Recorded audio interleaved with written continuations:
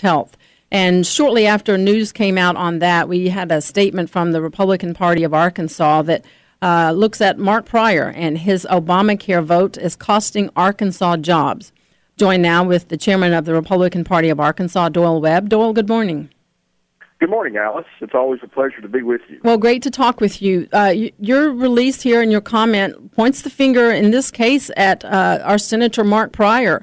News that Baptist Health is laying off folks. You say, let's look at Mark Pryor and his voting record as to who should carry part of the blame.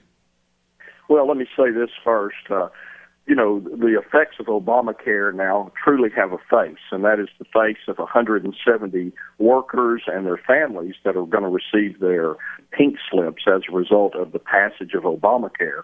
And if it had not been for Mark Pryor's vote in support of Obamacare, these individuals would still have a job in the future. But we know that Obamacare makes deep cuts in Medicare, which is affecting these hospitals deeply, and business has to react and has to preserve its services as best it can when the federal government passes such overreaching laws and regulations. And we're seeing, as you said earlier, we're seeing this economy slowed because businesses are afraid to expand, and now we have hospitals even cutting back. And that's a sad day for Arkansas. All the result of a vote of Mark Pryor, who voted for Obamacare. And Chairman Webb, we're seeing in Washington this week the members of the House rule votes with the administration delaying the implementation of the employer mandate for a year, and there's also a vote now for the individual mandate. If it gets pushed back another year conveniently after the election season, do you see some of the finger pointing or the the blame on people, Democrats in Washington who voted for Obamacare, softening, or is it still going to be there come midterm? Well, certainly I think it's going to be heightened as we go through this because business individuals are very acutely aware of what Obamacare is doing to their businesses, and the further delay, the further pushback that we have, the further stymieing we have of this economy. We need to repeal and replace Obamacare. One of the things that is contained in this bill is a medical device tax.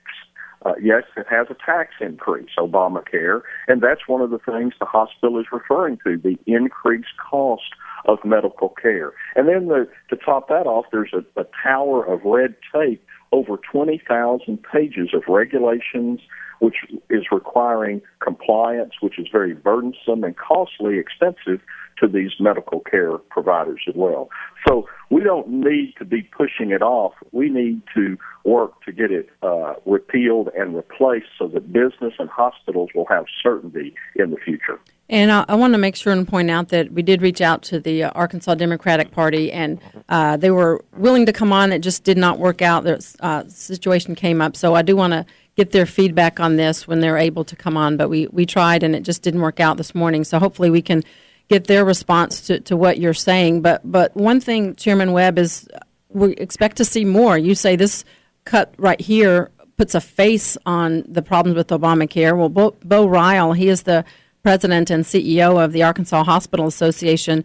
He says it's part of a national trend due to cuts made by the Obamacare, and there's the likelihood that there possibly could be more. And in this right here, the more this happens, this will continue to, as you say, shine the light on Senator Pryor and his vote for Obamacare. And that, in my view, that cost Blanche Lincoln the election in 2010, and could be the same this time for Senator Pryor.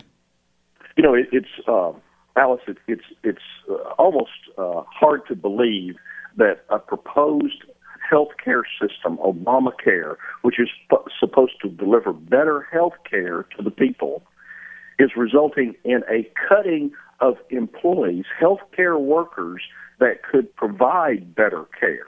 I remember recently there was a Democrat Gazette editorial when it said, we may have insurance, but we may not have health care. And I think that's something as we look at the number of health care workers that are laid off. This is anywhere from LPNs to RNs to radiologists, who all knows who is getting laid off by this, that will result in fewer people servicing the public and the quality of health care being reduced, all as a result of one vote, the vote of Mark Pryor for Obamacare. And just from a sheer business standpoint, anyone who does business recognizes the fact that if you cut back on your staff or your employees and you add customers, which is what we're going to see with Obamacare if it goes through, you're not going to get the same quality of service. The likelihood of you being able to keep your doctor is very slim. So the fact that we were promised better quality care at a lower cost and keep your doctors, there's no way that will happen. Well, and the facts that we're hearing all across the nation now with healthcare costs going up, healthcare workers being laid off, and businesses afraid to expand because of the cost that it will give to it. I don't know what the benefits of Obamacare are. Greater employment, greater costs for business, lower quality health care. That's not anything I want to be a part of. And shame on Mark Pryor for having voted for such a thing that now is resulting in Arkansans losing their jobs.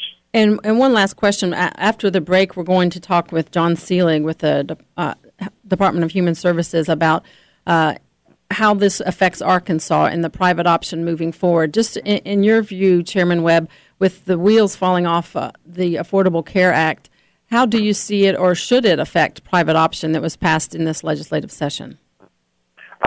Well, once again, I'm not an expert in that. Certainly not an expert in what the legislature did. But I would believe that if Obamacare is repealed and replaced, it will clearly impact the private option, which will receive funding through the Obamacare mechanisms. So we will see. We'll ask all those questions of John Seelig. I'm glad to have him on coming up after the break. Absolutely. Chairman Doyle Webb of the Republican Party of Arkansas, thank you for your time and look forward to talking soon. Thank you always. You all right. Take care. Have a great day. And we hope to have the Democratic Party of Arkansas on to address some of these issues that were raised today.